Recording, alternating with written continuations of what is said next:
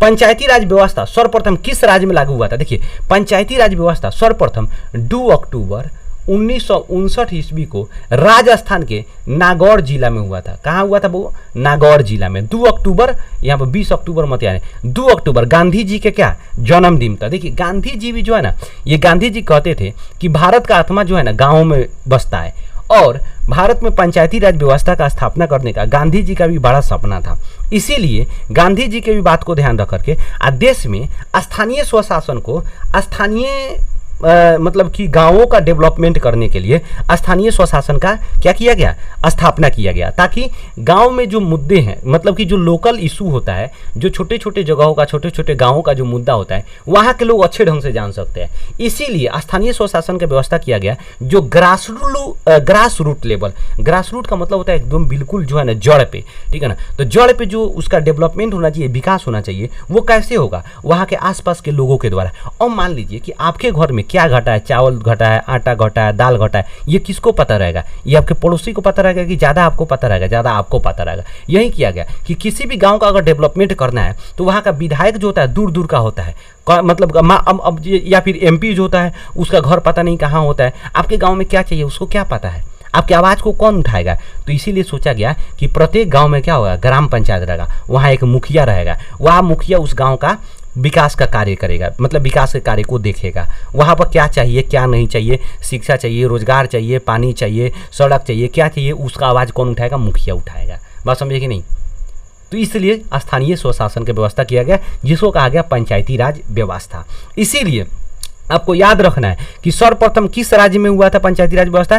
तो राजस्थान में। कब? तो 2 अक्टूबर 1959 ईस्वी को नागौर जिला में। लेकिन संवैधानिक रूप से पूरे भारत में इसको एकरूपता कब लाया गया इसमें? तो 1992 ईस्वी में। 1991 ईस्वी में इसका मतलब संविधान संशोधन अधिनियम ला दिया गया, लेकिन 1992 ईस्वी को 22 दिसंबर को जो है भाई साहब आपको लोकसभा से, 23 दिसंबर को राज्यसभा से पास करके इसको संविधान में, ठीक है ना, जगह दिया गया 73वां संविधान संशोधन के तहत। 73वां संविधान संशोधन के तहत क्वेश्चन पूछेगा कि भारतीय संविधान में किस संविधान संशोधन के तहत पंचायती राज व्यवस्था का स्थापना किया गया?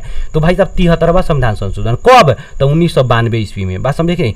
क्वेश्चन ऐसे पूछेगा कि भारत में पंचायती राज व्यवस्था का किस मतलब संविधान के किस अनुच्छेद में रखा गया है? तो 40 अनुच्छेद में। किस अनुच्छेद में रखा गया हुआ है? तो पंचायती राज व्यवस्था की स्थापना का बात किस अनुच्छेद में कहा गया है? तो आर्टिकल 40 में, ठीक है ना। ये आर्टिकल 40 किसके अंतर्गत आता है? तो नीति निर्देशक तत्वों के अंतर्गत आता है। भारत के नीति निर्देशक तत्वों में क्या है? इस पंचायती राज व्यवस्था का गठन का बात कहा गया हुआ है।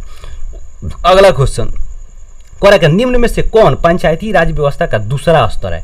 देखिए, पंचायती राज व्यवस्था का क्या कर रहा है? दूसरा स्तर है। दूसरा स्तर कहने का मतलब क्या है? देखिए, जो स्थानीय स्वशासन का स्थापना किया गया, एक गांव में किया गया जो ग्रामीण इलाका के लिए, और एक शहरी इलाका के लिए किया, शहरी या फिर नगरों के लिए, ठीक है ना, शहरी इलाका के लिए। तो गांव में जो किया गया इसको भी 3 स्तर पर किया गया।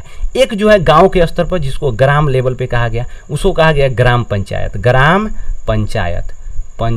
ठीक है ना। दूसरा कहा गया प्रखंड के लेवल पर। किसके लेवल पर? प्रखंड के लेवल पर, जिसको कहा गया पंचायत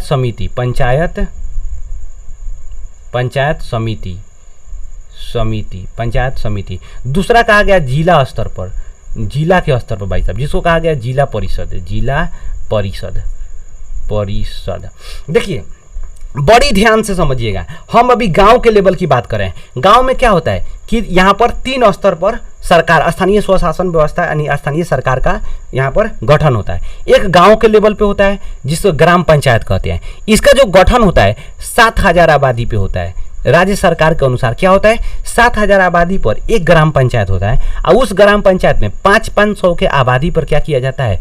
ये वार्ड रखा जाता है। जैसे आपको गांव में वार्ड होगा, ward number 1, ward number 2, ward number 3, ठीक है ना। तो उस वार्ड नंबर होता है 500, एक नंबर से आबादी की बात किया जाए तो 500 आबादी पर रखा जाता है। टोटल आपके गाँव में अधिकतम वार्ड का संख्या 16 से 17 हो सकता है, ठीक है ना, अधिकतम वार्डों का संख्या, ठीक है ना, वार्ड का संख्या ध्यान रखना है। ग्राम पंचायत का जो प्रधान होता है उसको मुखिया कहा जाता है। ग्राम पंचायत का प्रधान कौन होता है? मुखिया होता है, हमेशा ध्यान रखना। वहीं कहेगा पंचायत समिति का प्रधान कौन होता है? तो प्रमुख होता है। लेकिन वहीं कहेगा जिला परिषद का प्रधान कौन होता है भाई साहब? तो उसे कहते हैं हम लोग भाई साहब अध्यक्ष।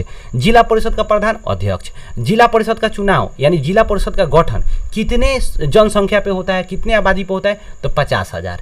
वही कहेगा पंचायत समिति का जो गठन होता है, चुनाव जो होता है, कितने आबादी पर होता है भाई साहब? तो हमेशा याद रखिएगा भाई साहब 5,000 पंचायत समिति। लेकिन कहेगा ग्राम पंचायत, बहुत ही इंपॉर्टेंट, हमेशा क्वेश्चन पूछता है भाई साहब कि ग्राम पंचायत का गठन कितने आबादी पर होता है? तो 7,000। ग्राम पंचायत 7,000, पंचायत समिति 5,000, जिला परिषद 50,000। अब आगे चलते हैं हम लोग शहरी नगर, मतलब कि यहाँ पर शहरी क्षेत्र में।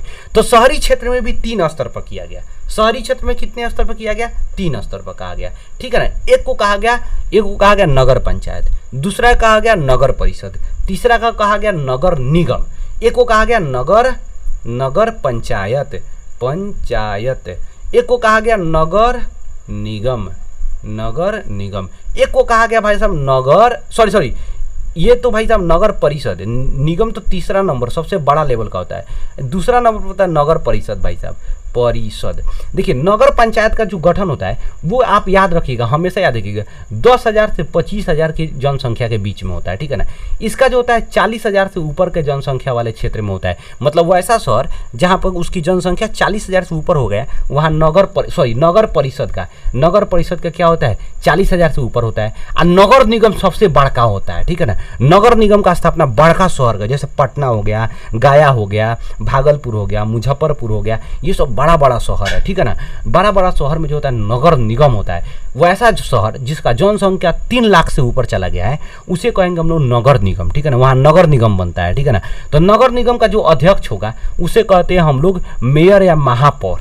नगर परिषद का जो होता है भाई साहब हमेशा याद रखिएगा अध्यक्ष या उपाध्यक्ष, अध्यक्ष और उपाध्यक्ष दोनों होता है, बस समझ नहीं। और यहाँ पर देखिएगा नगर पंचायत का भी जो अध्यक्ष होता है, मतलब कि जो मेन प्रमुख जो होता है उसे अध्यक्ष कहा जाता है। दिमाग रखना है आपको हमेशा, ठीक है ना। नगर निगम का जनसंख्या जो होता है मतलब नगर निगम का 3 लाख से ऊपर। और नगर परिषद ये दूसरा लेवल का होता है, इसको कहते हैं हम लोग 40,000 से बस समझिए कि ऊपर वाले जनसंख्या में, ठीक है। कोई दिक्कत यहाँ पर नहीं है, आगे हम लोग बढ़े, बिल्कुल कोई दिक्कत नहीं है। चलिए